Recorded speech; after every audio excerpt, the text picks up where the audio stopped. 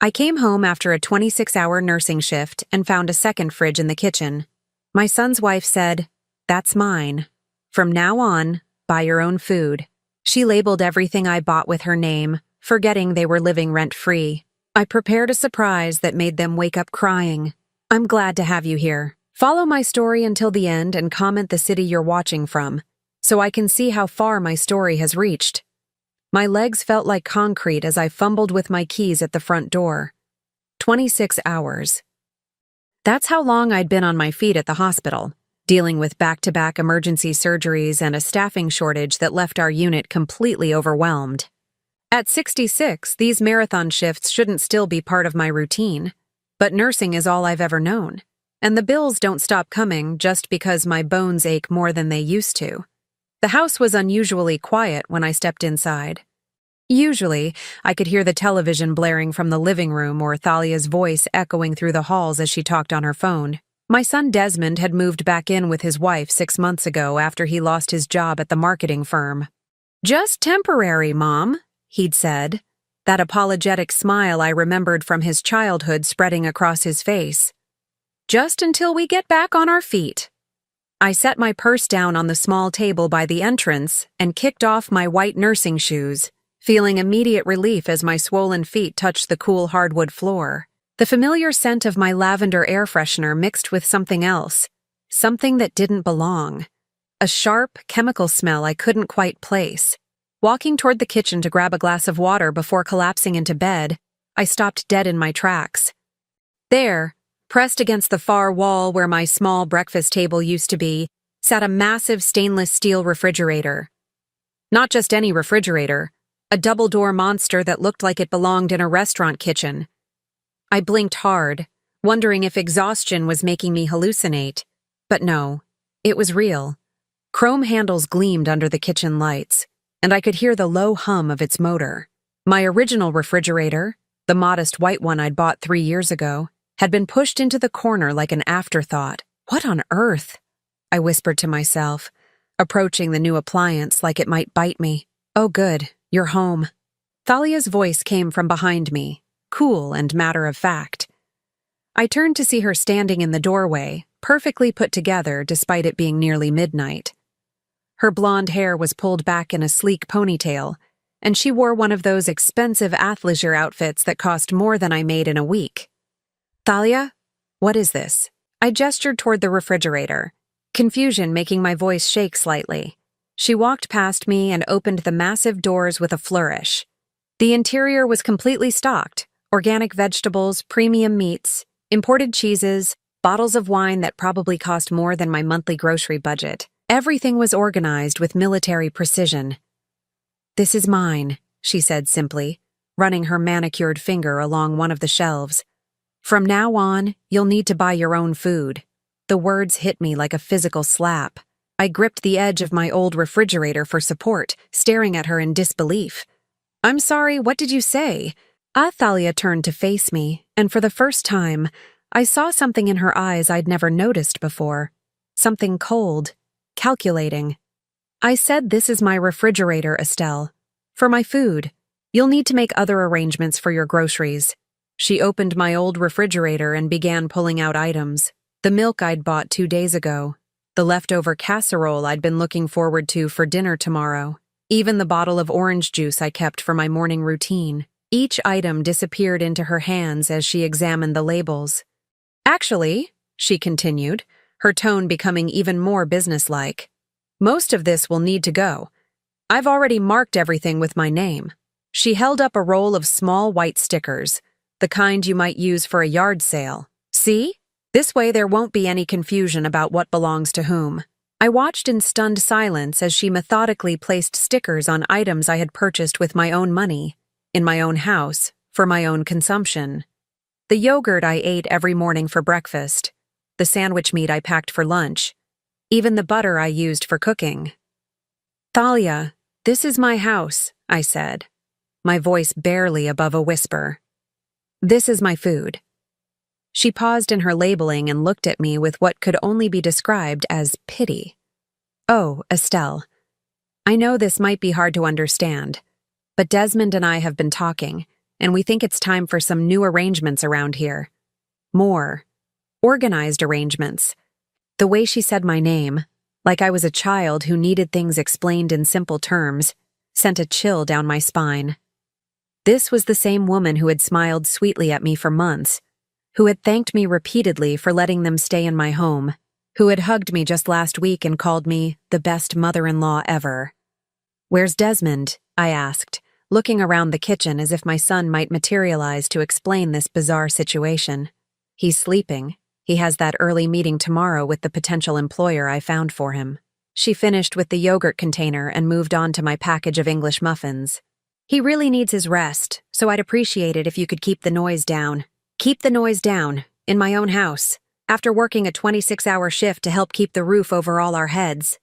I stood there, swaying slightly from exhaustion and shock, watching this woman, this stranger who had somehow replaced the grateful daughter-in-law I thought I knew, systematically claim ownership of my groceries. Each small white sticker felt like a tiny act of war. "I don't understand," I finally managed to say. "What's happening here?" Thalia closed the refrigerator door and turned to face me fully. In the harsh fluorescent light of the kitchen, her features looked sharper than I remembered, more angular. "What's happening is that we're all adults here, and adults have boundaries. This is mine." She patted the big refrigerator. "And that's yours." She nodded toward my old refrigerator, now pushed into the corner like a punishment. "But I paid for everything in there," I protested weakly. "And now I'm taking responsibility for the household food budget," she replied smoothly. "It's actually better this way, don't you think? Less confusion. Less mixing of resources. Less mixing of resources. As if my 40 years of steady paychecks and careful budgeting were somehow contaminating her superior lifestyle. I opened my mouth to argue, to demand an explanation, to ask where my son was in all of this, but nothing came out. The fluorescent light buzzed overhead, and the new refrigerator hummed its expensive hum, and I realized that something fundamental had shifted in my house while I was away saving lives at the hospital. Thalia smiled then, the same bright smile I'd grown used to over the past months. "You look exhausted, Estelle.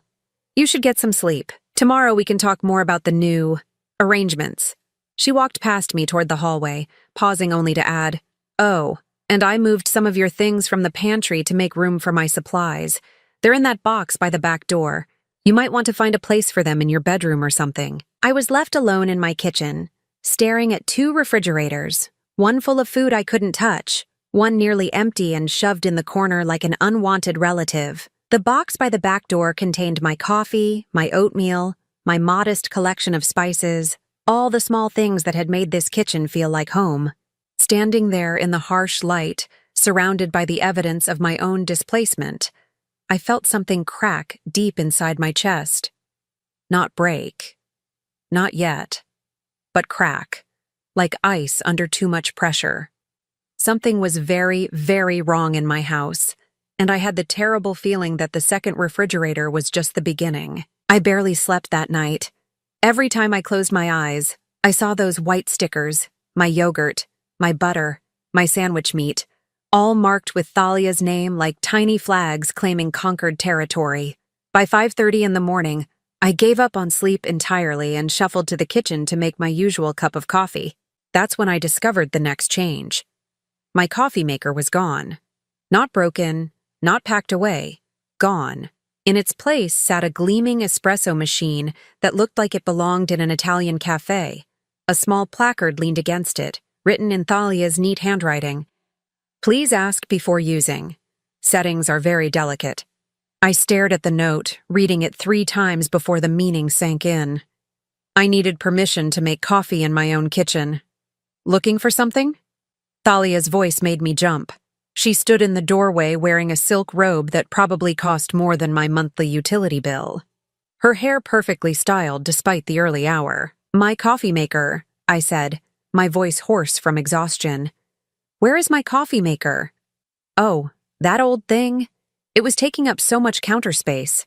I packed it away." She moved past me to her espresso machine, running her fingers along its chrome surface like she was petting a beloved cat. "This is so much better, don't you think? It makes real coffee." real coffee. As opposed to the fake coffee I'd apparently been drinking for the past 3 years. I don't know how to use that, I said quietly. Thalia began pressing buttons with practiced ease.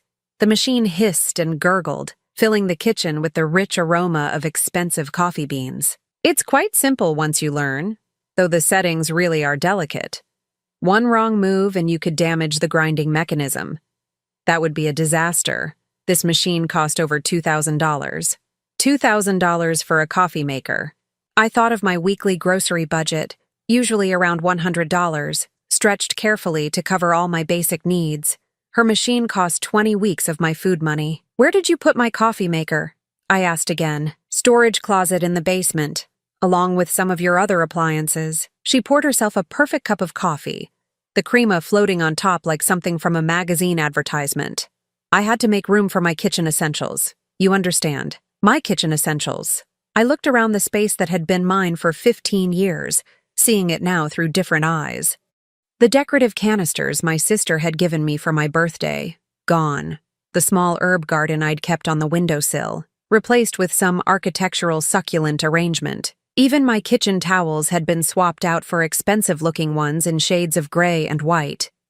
Thalia, we need to talk about this, I said, trying to keep my voice steady. This is my house. She paused with the coffee cup halfway to her lips, tilting her head slightly like a confused puppy. Of course it is, Estelle. But we all live here now, don't we? It makes sense to optimize the space for everyone's comfort. Everyone's comfort or just yours?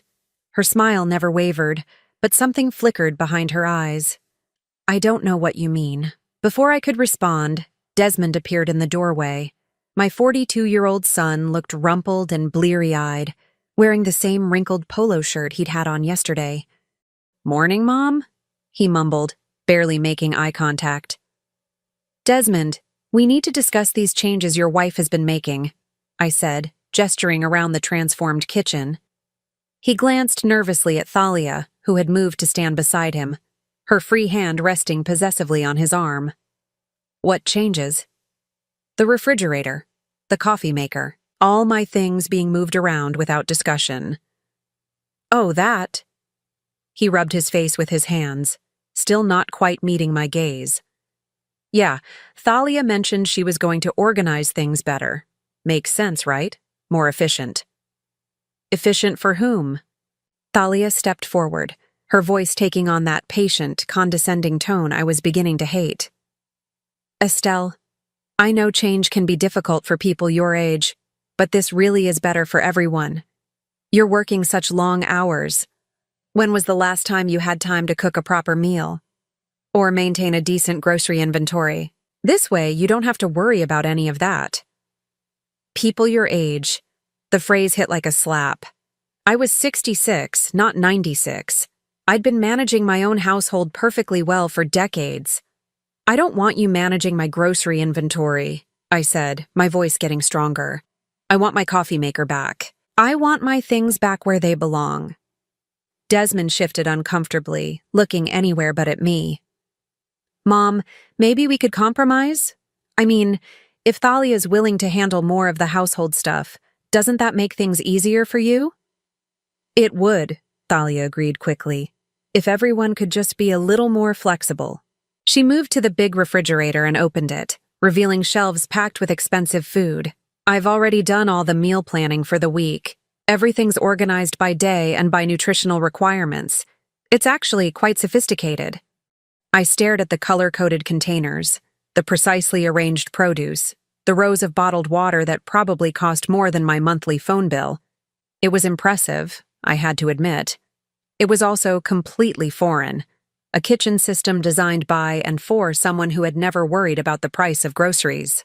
"What am I supposed to eat?" I asked quietly. "Well, you'll need to shop for yourself, obviously," Thalia said. "There's still some room in your refrigerator for personal items. Not much, but if you're careful about portions and stick to basics, it should be adequate. Basics. Portions. Like I was a tenant renting space in my own kitchen. I can't afford to buy all my own groceries and pay all the household bills," I said, the admission scraping against my throat. An uncomfortable silence filled the kitchen. Desmond studied his feet, Thalia arranged her already perfect hair. Finally, Thalia spoke, her voice dripping with false sympathy. "Oh, Estelle, I didn't realize money was such a concern. Maybe it's time to think about adjusting your situation?" "What kind of adjusting?" "Well, you're working such demanding hours at your age. It can't be healthy. Maybe it's time to consider retirement, or at least cutting back to part-time." My heart started pounding. Retirement meant living on Social Security, maybe $1,200 a month if I was lucky. Part-time meant even less. There was no way I could maintain this house, pay utilities, buy food, and cover my medications on that kind of income. "I can't retire," I said. "I need to work." "But if you didn't have to worry about maintaining such a large house," Thalia continued smoothly, "you might find you need less money than you think. There are lovely senior communities where everything's taken care of for you. No cooking, no cleaning, no worries about household management. Senior communities." She was talking about moving me out of my own house. I looked at Desmond, waiting for him to speak up, to defend me, to tell his wife that this was his childhood home and his mother wasn't going anywhere. Instead, he cleared his throat and said, "Maybe we should all think about what's best for everyone involved." What's best for everyone involved. Not what was best for me, what was best for everyone. Standing there in my transformed kitchen, surrounded by appliances I wasn't allowed to use and food I wasn't allowed to eat, I felt something fundamental shift inside me. The crack that had started the night before widened into something deeper, something that might eventually become dangerous. "I need to get ready for work," I said, my voice barely above a whisper. "Oh, you're working again today?" Thalia asked, sounding genuinely surprised. "After yesterday's marathon shift? That seems unwise." "Bills don't pay themselves," I said, heading for the hallway. "Actually," Thalia called after me, "I meant to mention, I'd appreciate it if you could use the back entrance when you come home from work. Your uniform shoes are quite loud on the hardwood, and the sound carries to our bedroom. We really need our sleep." I stopped walking but didn't turn around. Use the back entrance, like a servant, like hired help. "Of course," I said quietly. "I wouldn't want to disturb you." As I climbed the stairs to my bedroom, the only space in the house that still felt like mine, I could hear them talking in low voices in the kitchen, planning more changes, no doubt, more optimizations, more ways to make my own home more comfortable for everyone except me. I closed my bedroom door and leaned against it, my hands shaking as I tried to process what was happening. 6 months ago, my son had asked for temporary help. Now his wife was systematically erasing me from my own life, and he was letting her do it. But as I got dressed for another long shift at the hospital, one thought kept circling through my mind. Thalia had made a crucial mistake in all her reorganizing and optimizing and territory claiming. She had forgotten that this house was still in my name, and my name alone. The 3rd week of living under Thalia's new regime had worn me down to nothing. Every morning brought fresh humiliations. My toothbrush moved from the bathroom counter to a drawer, my favorite chair in the living room repositioned to face the wall, even my mail opened and sorted by someone else's standards. But it was the casual cruelty that hurt most. The way Thalia would ask loudly if I'd remembered to wipe my feet before entering her clean kitchen. The way she'd sigh dramatically whenever I used the wrong entrance or forgot one of her ever-expanding house rules. That Tuesday evening, I came home from another grueling shift to find a note taped to the front door. "Estelle, please use side entrance. Having guests for dinner. Thank you for understanding. Tea. Guests. In my dining room, using my china, sitting at my grandmother's table." I walked around to the side of the house, my nurse's bag heavy on my shoulder, and let myself in through the laundry room like some kind of unwanted relative. The sounds of laughter and conversation drifted from the dining room as I climbed the back stairs to my bedroom. Through the banister, I caught glimpses of well-dressed people holding wine glasses, their voices animated and happy. Thalia's friends, no doubt. People who would never know that the woman hosting this elegant dinner party was living rent-free in someone else's home. I closed my bedroom door and sank onto my bed, every muscle in my body screaming from the 12-hour shift. The orthopedic unit had been brutal today. 3 hip replacements, 2 knee surgeries, and an elderly woman who kept crying for her deceased husband. I'd held her hand during the worst of it, whispering reassurances I wasn't sure I believed myself anymore. The laughter from downstairs grew louder. Someone was telling a story about a vacation in Europe, their voice carrying the casual confidence of someone who'd never worried about money. I pressed my pillow over my head, but it didn't help. The sound of my own exclusion seeped through the floorboards like poison. Around 11 o'clock, long after the guests had gone home, I crept downstairs to get a glass of water. The house was dark, except for a thin line of light under Desmond and Thalia's bedroom door. As I passed by on my way to the kitchen, I heard voices, low but urgent. "She's becoming a problem," Thalia was saying. I froze, my heart hammering against my ribs. They were talking about me. "She'll adjust," Desmond replied, but his voice lacked conviction. "She just needs more time." Time for what? To accept reality? "Desmond, your mother is 66 years old and working herself into the ground. It's not sustainable. The job market is tough right now. Once I find something steady..." "That's not what I'm talking about." There was a pause, and when Thalia spoke again, her voice was clearer, more focused. "I'm talking about the bigger picture. This house is worth what? 400,000? Maybe more in today's market? 400,000. My breath caught in my throat. I'd had no idea the house had appreciated that much since I'd bought it 15 years ago for 180,000. "I guess," Desmond said uncertainly. "Why? Because your mother is sitting on a gold mine while working herself to death for what? 60,000 a year? 70 at most? Thalia, what are you getting at?" "I'm getting at the fact that we could all be living much better lives if she'd just be reasonable about the situation." My legs felt weak. I pressed my back against the hallway wall, straining to hear every word. "Reasonable how?" "Think about it."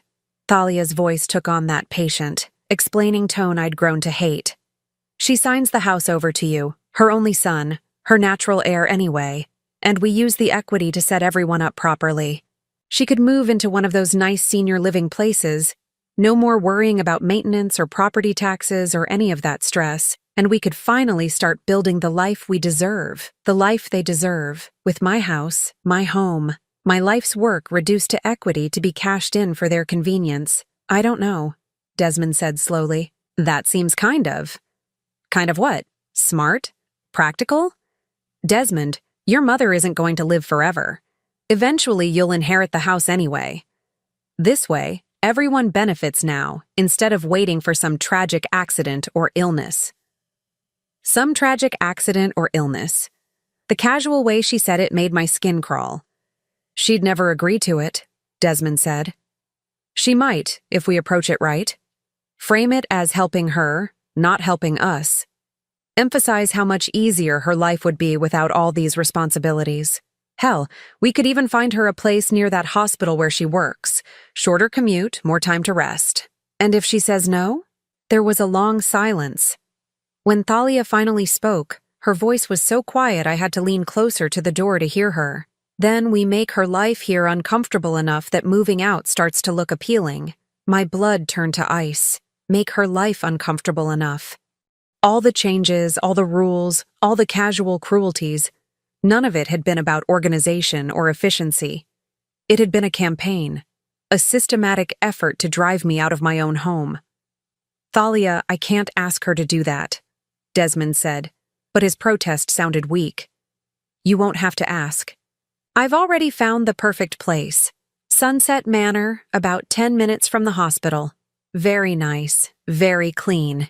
I picked up a brochure today." She'd picked up a brochure. She'd been planning this, researching nursing homes for me like I was a problem to be solved rather than a human being with rights and feelings. "How much does a place like that cost?"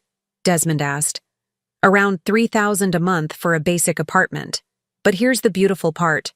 Once we have access to the house equity, we can set up a trust that covers her expenses indefinitely. She'll never have to worry about money again. 3,000 a month. More than double my current housing costs. To live in a tiny apartment surrounded by people waiting to die. And all funded by the sale of my home, my sanctuary, my only real asset in the world. I need to think about this, Desmond said finally. Of course, but don't think too long. The housing market is hot right now, and your mother isn't getting any younger. The longer we wait, the more difficult this becomes. I heard the bed creak as one of them moved. Panicking, I crept quickly back toward the kitchen, my heart pounding so loudly I was sure they could hear it through the walls. I grabbed a glass from the cabinet and filled it with water, my hands shaking so badly that water splashed onto the counter. The devastating reality crashed over me like a wave. This wasn't about cleanliness or organization or making the household run more smoothly.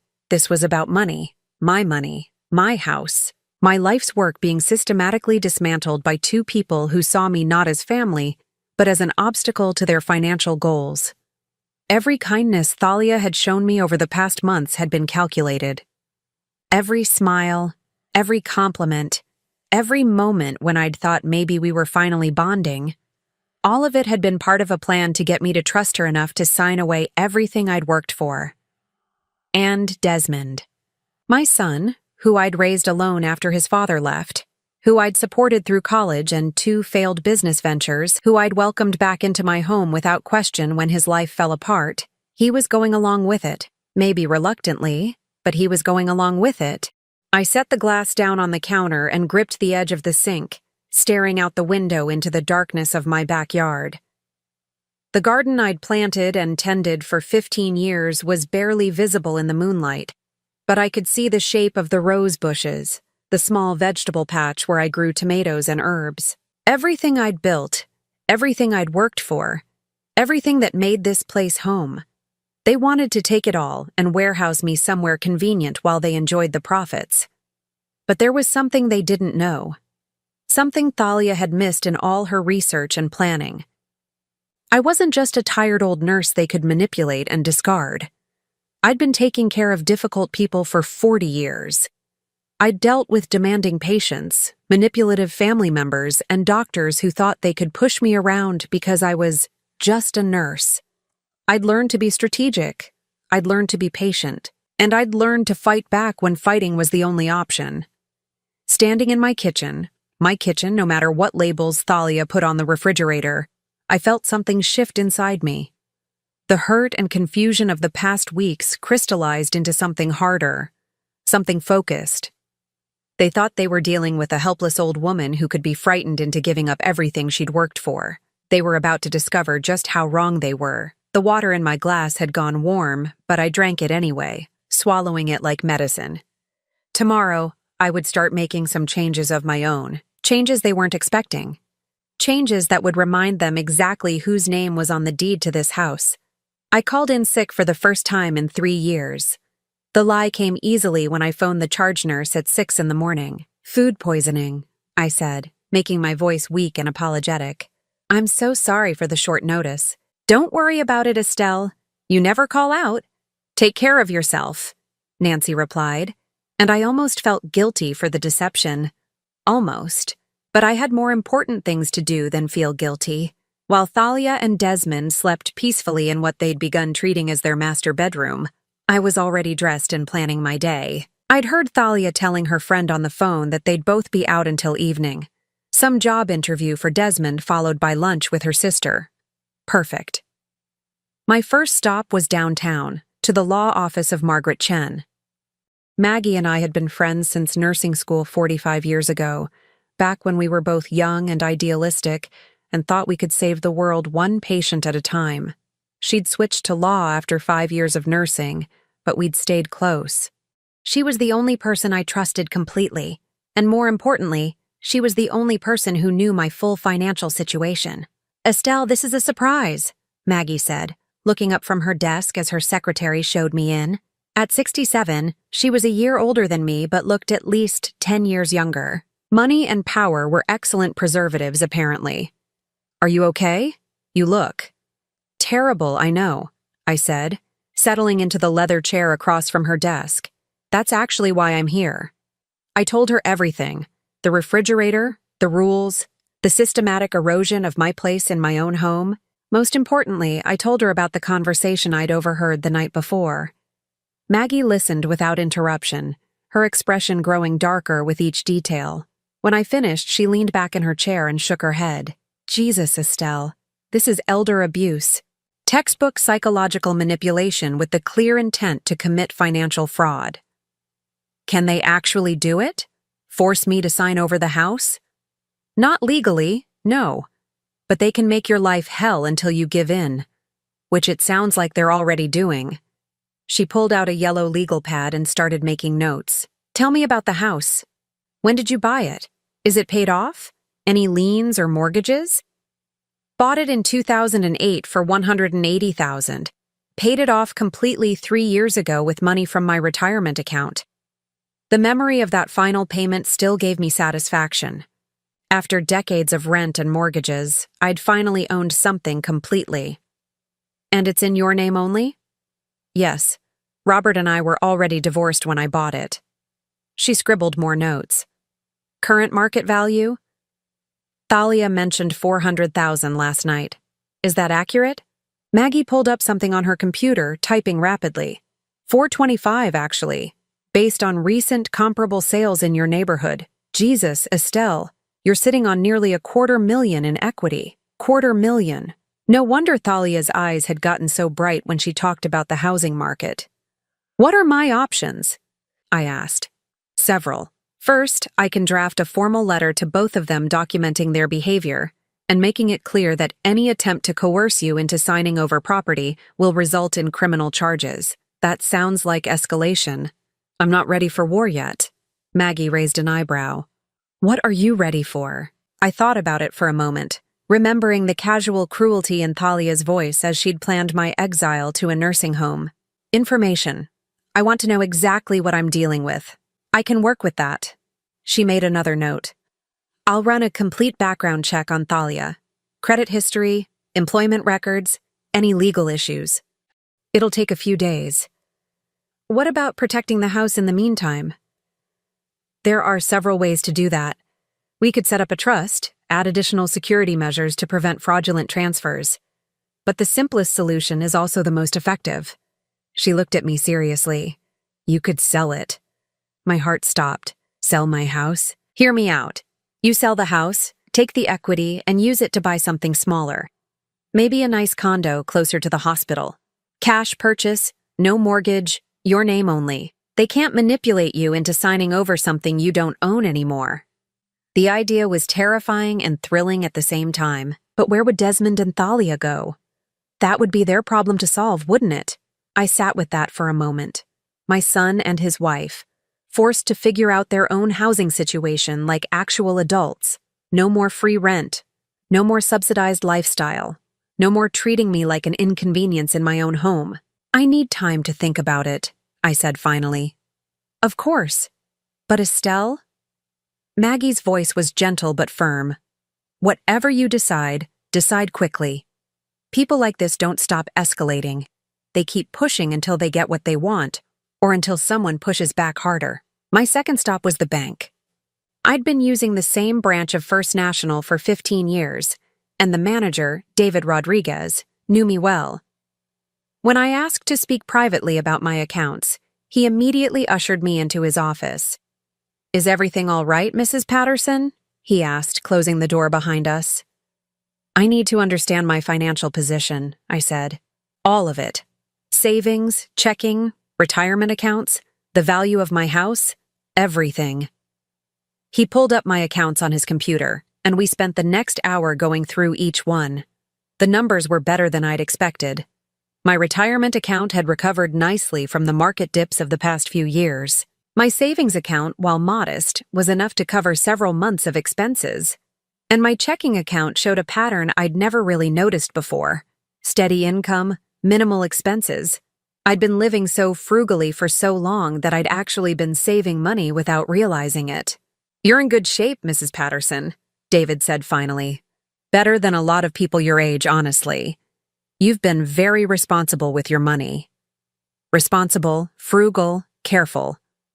All the things Thalia thought made me weak actually made me strong. If I wanted to sell my house and buy something smaller with cash, How quickly could that happen? David raised his eyebrows. Are you thinking of downsizing?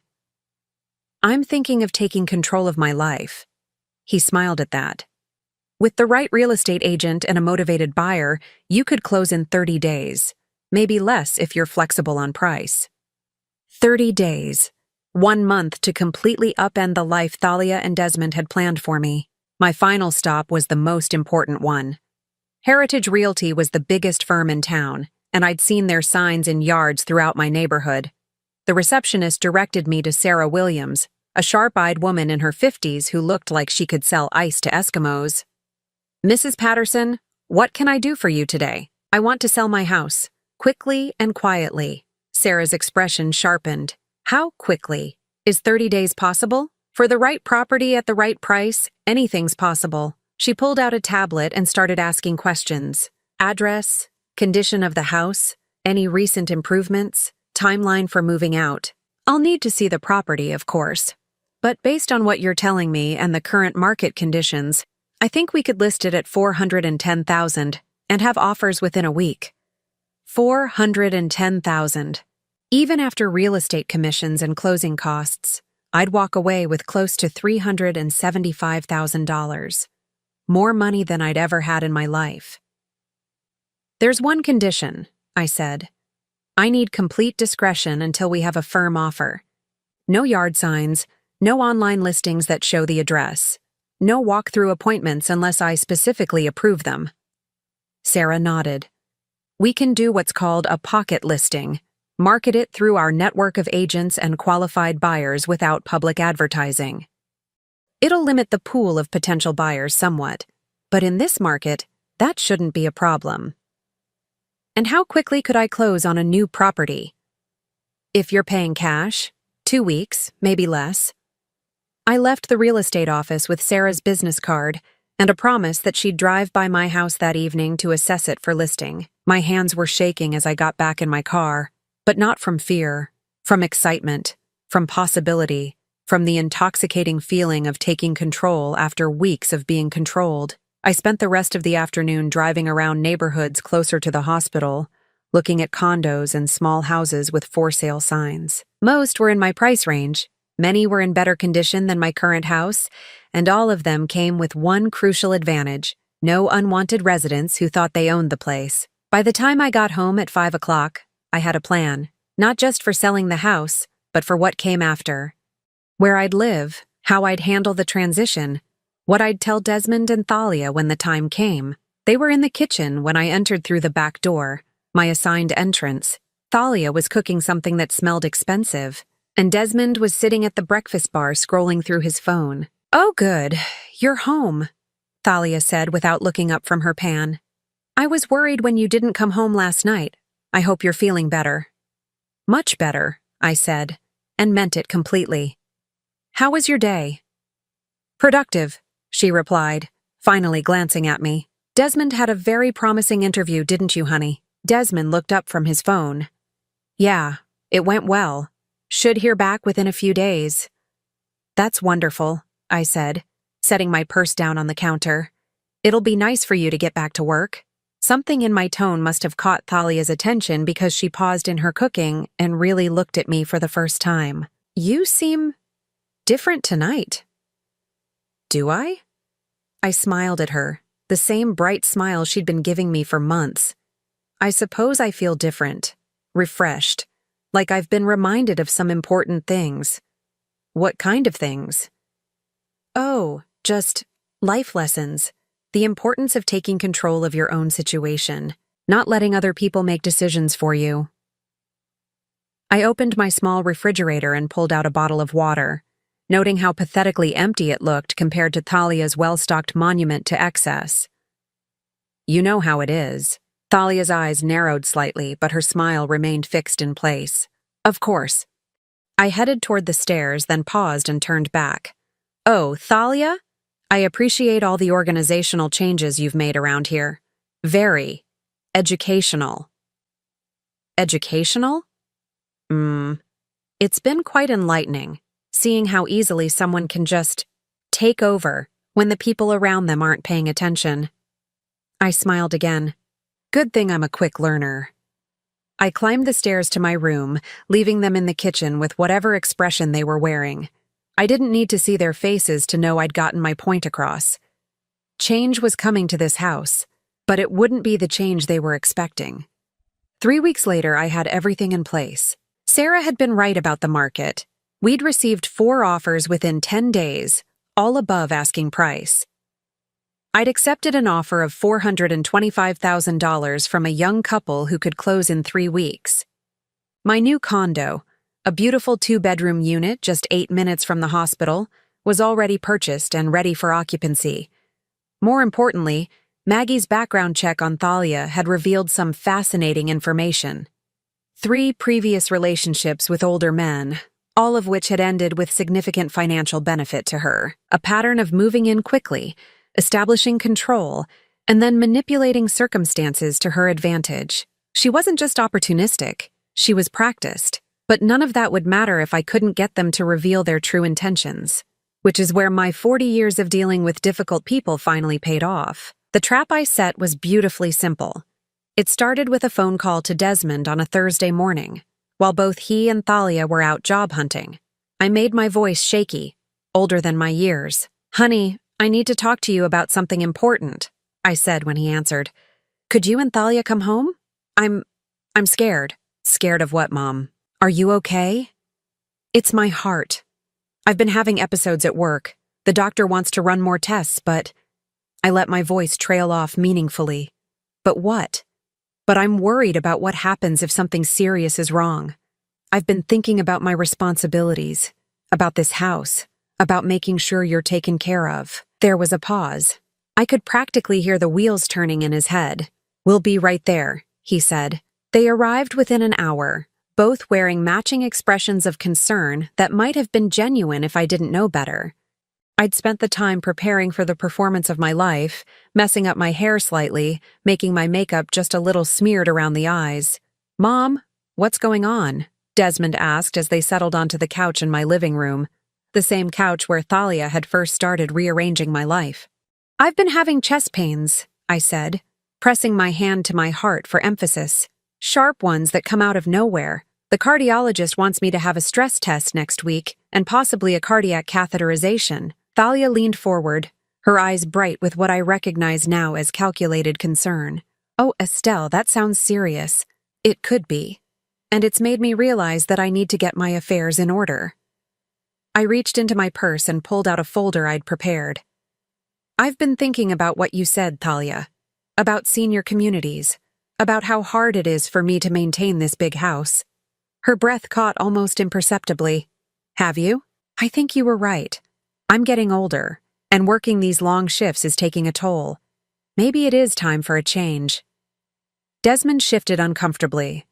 "Mom, you don't have to make any big decisions right now. Let's see what the doctors say first." But Thalia wasn't going to let this opportunity slip away. "Actually, Desmond, your mother's being very wise. Planning ahead, making sure she's taken care of properly. That's exactly what someone in her position should be doing." I nodded gratefully. "That's what I thought, and I've been looking into some of those places you mentioned. Sunset Manor seems very nice." "It's lovely," Thalia said quickly. "I actually have more information about it if you'd like to see." Of course she did. Probably a complete financial breakdown of how they'd spend my house money. "I'd appreciate that. But there's something I need to discuss with both of you first." I opened my folder and pulled out a document I'd had Maggie prepare, an official-looking form that was actually meaningless but would serve my purposes perfectly. "What is it?" Desmond asked. "It's a preliminary estate planning document. If I'm going to move into senior living, I need to make sure this house is properly transferred, for tax purposes and estate planning." Thalia's eyes locked onto the paper like a hawk spotting prey. The lawyer explained that I could transfer ownership now while I'm alive and avoid probate issues later. It would be much cleaner than waiting until... I let the implication hang in the air. "Mom, you don't need to think about that stuff," Desmond said, but his voice lacked conviction. "Actually," Thalia interrupted, "that's very smart planning.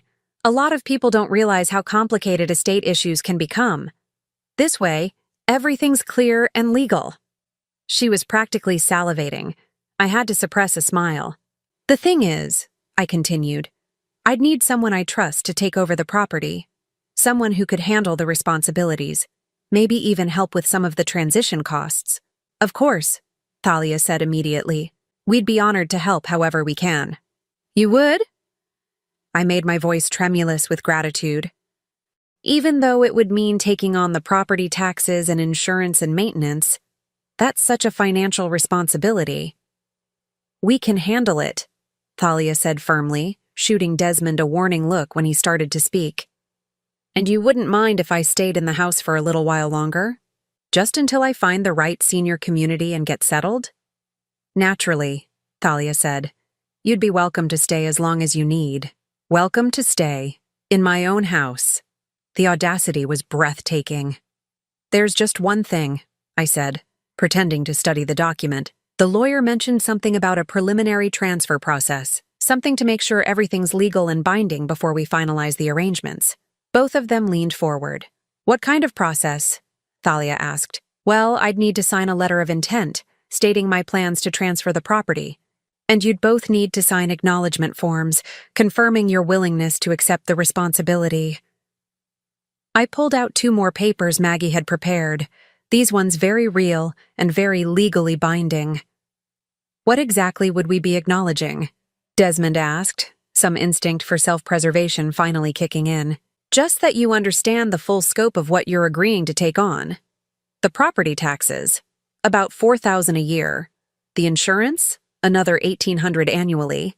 Maintenance and repairs, which average about $3,000 a year for a house this age. Utilities when I'm not here to cover them. I watched Thalia's face as the numbers sank in. Nearly $9,000 a year in carrying costs, not counting mortgage payments they didn't know didn't exist. Of course, she said smoothly. Once the property transfer is complete, we'd have access to the equity to cover those expenses. Oh no, I said, shaking my head sadly. That's not how it works. The equity stays locked up until I actually move out and we sell the house. This preliminary transfer is just to establish legal responsibility. Very common in estate planning, according to the lawyer. The light in Thalia's eyes dimmed slightly. How long would that arrangement last? Well, that depends on how long it takes me to find the right place and arrange my affairs. Could be 6 months, could be a year. Maybe longer if my health situation becomes complicated. A year of carrying costs with no access to equity. I could see her calculating, trying to figure out if the eventual payoff was worth the upfront investment. I understand this is a lot to ask, I continued. Maybe I should look into other options. Perhaps one of my colleagues from the hospital would be interested in a rent-to-own arrangement. No, Thalia said quickly. We want to help, don't we, Desmond? My son looked like he'd rather be anywhere else in the world, but he nodded. Of course, Mom. If that's what you want. You're both so kind, I said, reaching for a pen. Should we make this official then? I signed my name to the meaningless letter of intent with a flourish, then handed the pen to Thalia. She signed her acknowledgement form without reading it carefully, a mistake that would cost her dearly. Desmond signed his more reluctantly, but he signed it. There, I said, collecting all the papers and putting them back in my folder. Now I feel so much better knowing everything's arranged properly. When do you think you'll start looking at places seriously? Thalia asked. Oh, I already have. In fact, I have an appointment this weekend to tour a few facilities. Very exclusive places. The kind where you have to be on a waiting list. Her smile was triumphant. That's wonderful, Estelle. I'm so proud of you for taking this step. After they left the room, presumably to celebrate their victory in private, I sat alone in my living room and allowed myself a small, satisfied smile. The documents they'd signed weren't meaningless after all. They were legal acknowledgments of financial responsibility for my property, binding them to cover all carrying costs regardless of whether they actually owned the house. More importantly, I'd recorded the entire conversation on my phone. Every greedy word, every manipulative suggestion, every moment where they'd revealed their true intentions. Maggie had assured me it would be admissible in court if things escalated that far, but I didn't think it would come to that, because tomorrow, they'd discover that the house they thought they were inheriting had already been sold. That the woman they'd been manipulating and controlling had outmaneuvered them completely, and that the financial responsibility they'd just legally accepted was for a property they'd never own. The closing was scheduled for 10 o'clock the next morning. By noon, Desmond and Thalia would learn that their perfect plan had one fatal flaw. They'd underestimated the woman they were trying to cheat. I'd spent weeks being treated like a burden, a problem to be solved, an obstacle to their happiness.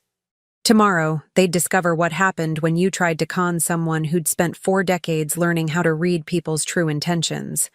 I went to bed that night with the most peaceful sleep I'd had in months. Tomorrow would bring the reckoning they'd never seen coming. The closing went smoothly. By 10:30 Friday morning, I had a cashier's check for $378,000 tucked safely in my purse, and the young couple who'd bought my house had their keys.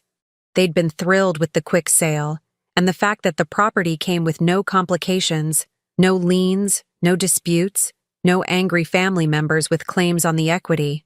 I drove home slowly, savoring what I knew would be my last trip down these familiar streets as a resident. The house looked the same from the outside, modest but well-maintained, with the garden I'd tended for 15 years still blooming despite everything that had happened inside. Desmond's car was in the driveway, but Thalia's wasn't. Perfect. I'd rather do this with just my son anyway. I found him in the kitchen, sitting at the breakfast bar with his laptop open, probably applying for more jobs. He looked up when I entered, and I was struck by how much older he seemed than his 42 years. When had the lines around his eyes gotten so deep? "Hey, Mom, how'd the doctor appointment go?" I'd forgotten about my fictional cardiac consultation. "Fine. Just routine tests. Good." He turned back to his computer. "Thalia's out looking at furniture for when when the house situation gets settled. Furniture for my house, the house I'd just sold out from under them." I sat down across from him, setting my purse carefully on the counter. "Desmond, we need to talk." Something in my tone made him look up. "What about?" "About the house. About what you and Thalia have been planning." His face went carefully blank. "I don't know what you mean." "I think you do." I pulled my phone from my purse and set it on the counter between us. "I heard you talking that night 3 weeks ago, about making my life uncomfortable enough that I'd want to move out, about cashing in on the equity, about warehousing me in some nursing home while you two enjoyed the profits." The color drained from his face. "Mom, I recorded our conversation yesterday too. The one where you both signed legal documents accepting financial responsibility for this property." "You recorded us?" His voice cracked slightly. "I've been recording everything for the past month. Every cruel comment from Thalia. Every time she treated me like a servant in my own home. Every conversation where you let her get away with it." Desmond stared at the phone like it might bite him. "Why would you do that?" "Because I needed to understand what I was dealing with. And what I discovered is that my own son was willing to manipulate and defraud his mother for money." "It wasn't like that," he said quickly. "We weren't trying to hurt you. We just thought—" "You thought what?" "That I was too old and stupid to notice what you were doing. That I'd just quietly sign over my life's work and fade away." He flinched. "We thought we were helping." "Helping yourselves." The front door opened and Thalia's voice rang through the house. "I'm back. Wait until you see the beautiful dining set I found. It'll be perfect once we—" She stopped in the kitchen doorway, taking in the scene. "What's going on?" "I was just explaining to Desmond that I know about your plan," I said calmly. Thalia's expression shifted instantly from confusion to cold calculation. "What plan?" "The one where you manipulate me into signing over my house so you can sell it and use the money to fund your lifestyle while I waste away in some nursing home." "That's ridiculous," she said, but her voice lacked conviction. "Is it? Because I have recordings that say otherwise." The temperature in the room seemed to drop 10 degrees. Thalia moved to stand behind Desmond, her hands gripping the back of his chair. "Even if that were true," she said carefully, "you already agreed to transfer the house. You signed the papers yesterday."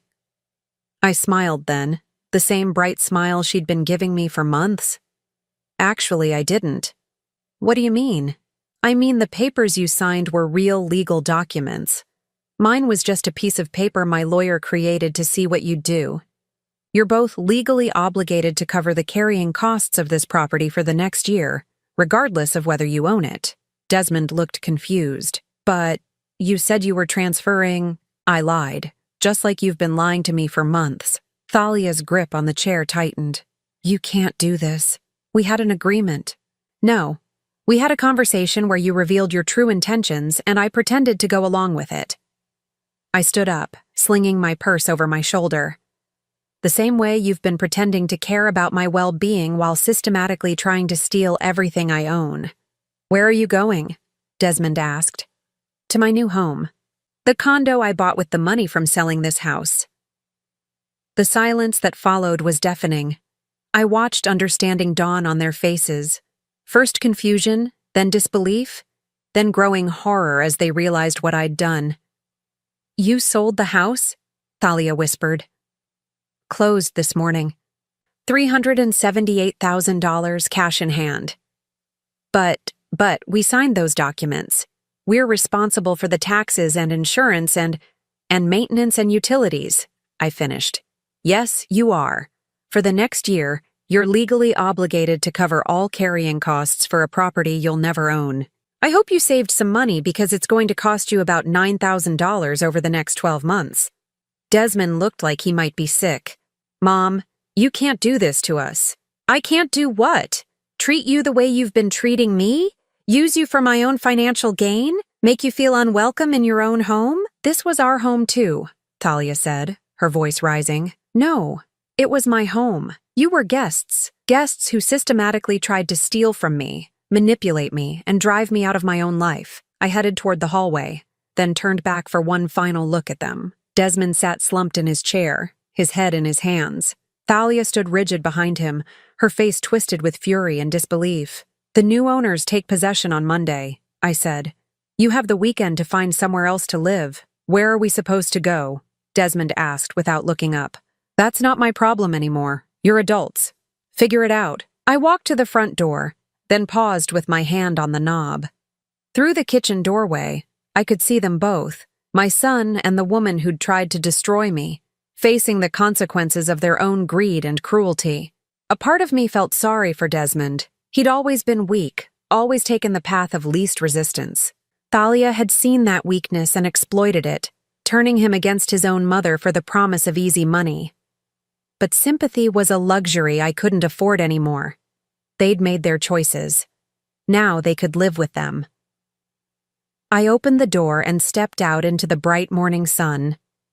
My new condo was waiting. 2 bedrooms, a modern kitchen, a balcony overlooking the city where I'd worked and lived and built my life.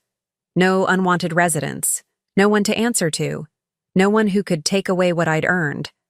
As I drove away from the house for the last time, I caught a glimpse of them in my rearview mirror, standing in the doorway watching me go. They looked smaller somehow, diminished. My phone buzzed with a text from Maggie. How did it go? I pulled over and typed back, perfect. They never saw it coming. And how do you feel? I sat in my car, thinking about that question. How did I feel? Not guilty. They'd brought this on themselves. Not sad. I'd grieved the loss of my son months ago when I realized what kind of man he'd become. Not angry. Anger was exhausting, and I was finally free of it. What I felt was something I hadn't experienced in a very long time. Peace. I typed back, free. The condo was everything the pictures had promised, and more. Bright, clean, modern, without being sterile. The kitchen had granite counters and stainless steel appliances that belonged to me and only me. The master bedroom had a walk-in closet and an ensuite bathroom with a soaking tub. The second bedroom would make a perfect home office. But the best part was the silence. No footsteps overhead, no voices making cruel jokes, no feeling of being unwelcome in my own space. Just quiet, blessed solitude. I made myself a cup of coffee. Real coffee, from my old coffee maker that I'd rescued from the basement storage room, and sat on my new balcony looking out over the city. Somewhere down there, Desmond and Thalia were probably having the fight of their lives, trying to figure out how to salvage their shattered plans. It wasn't my problem anymore. My phone rang around noon. Desmond's name on the caller ID. I let it go to voicemail, then listened to his message. "Mom, please call me back. We need to talk about this. There has to be some way to work things out." I deleted the message without responding. An hour later, Thalia called. Her voicemail was less conciliatory. "You think you're so clever, don't you? But this isn't over, Estelle. You can't just abandon your family and think there won't be consequences." I blocked her number. That evening, as I unpacked the last of my boxes in my new home, I found the photo album I'd put together months ago, the one documenting Desmond's childhood, all the times I'd been there for him, all the sacrifices I'd made to give him a good life. I flipped through the pages one last time, looking at pictures of birthday parties and Christmas mornings, school plays and baseball games. The little boy in those photos bore no resemblance to the man who'd tried to steal my home. I closed the album and put it in the back of my bedroom closet. Some chapters in life were meant to stay closed. 6 months later, I was settling into my new routine beautifully. Work was less stressful with the shorter commute, and I'd even started taking some of the optional training classes I'd never had time for before. My savings account was growing steadily without the burden of supporting 2 additional adults. I heard through mutual acquaintances that Desmond and Thalia had moved in with her parents temporarily, then later rented a small apartment across town. Their relationship had apparently suffered under the strain of their failed scheme. Turns out that couples united primarily by greed don't handle disappointment well. Desmond had found work eventually, but at a much lower salary than he'd expected. Thalia had discovered that the job market wasn't particularly welcoming to someone whose primary qualification was manipulating elderly people. I felt nothing when I heard these updates. No satisfaction, no pity, no regret. They were strangers to me now, people whose names I recognized but whose lives no longer intersected with mine. That was exactly how I wanted it. On my 67th birthday, I treated myself to something I'd never done before. A weekend trip to the coast just because I could. I sat on the beach watching the sunset, listening to the waves, feeling the salt air on my face. For the first time in years, I wasn't taking care of anyone but myself. I wasn't worrying about anyone else's problems or needs or demands. I was just a woman sitting on a beach, watching the end of another day, knowing that tomorrow would bring whatever it brought and I'd handle it on my own terms. It was the most beautiful sunset I'd ever seen. Now, I'm curious about you who listened to my story. What would you do if you were in my place? Have you ever been through something similar? Comment below. And meanwhile, I'm leaving on the final screen 2 other stories that are channel favorites, and they will definitely surprise you. Thank you for watching until here.